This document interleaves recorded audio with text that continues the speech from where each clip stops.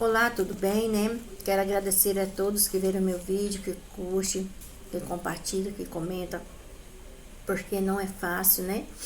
Eu trabalho, eu chego em casa, tem dia muito cansada, mas tem quase 2 anos que eu levo a palavra de Deus, porque mesmo a luz que me resgatou, eu desejo que resgate a todos, né? Hoje eu vou ler Romanos 6, do verso 15 a 23.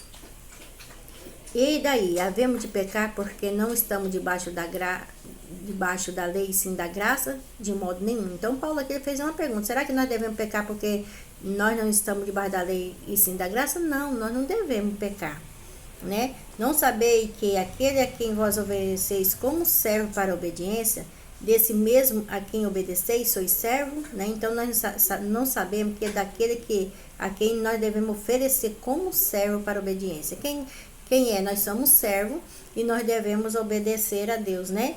Desse mesmo a quem obedeceis sois servo. Então, quando nós obedecemos, nós somos servo de Deus, né?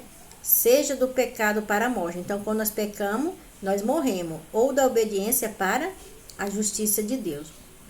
Mas a graça a Deus por outro escravo do pecado, contudo vieste obedecer de coração a forma da doutrina que fosse entregue, né?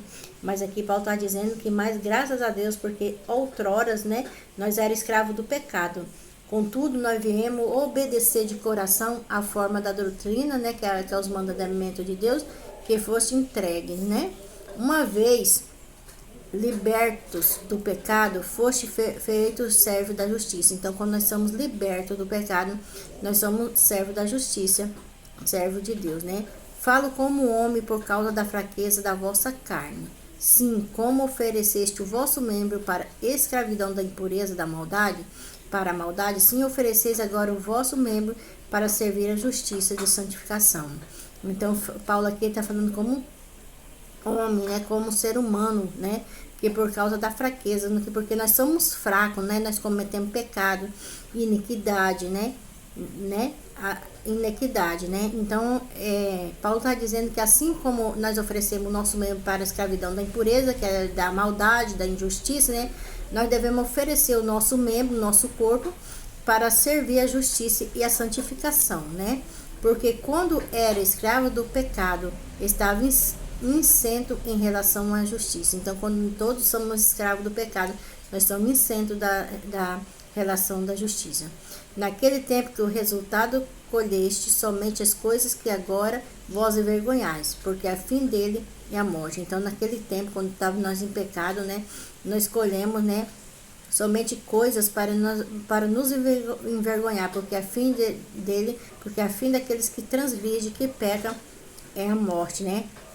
Agora, porém, liberto do pecado, transformado em servo de Deus, tendo o vosso fruto para a santificação, a fim a vida eterna, né? Então, quando nós somos libertos do pecado, nós somos transformados, né, através de Deus, né?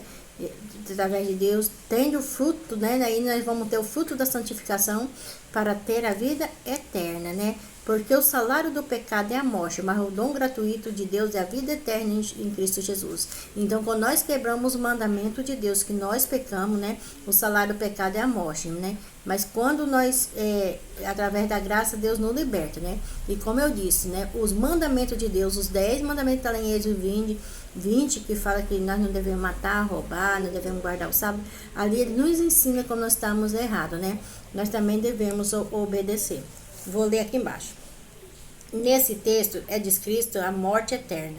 Segundo a morte, pois é encontrada como a vida eterna, o pecado paga seus escravos com a morte.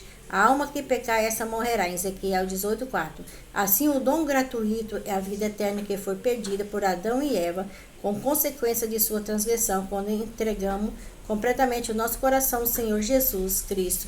Obtemos vida eterna, João 3,16, né? Qual foi a grande diferença entre a vinda de Jesus e os demais seres humanos? Hebreus 4:15, né?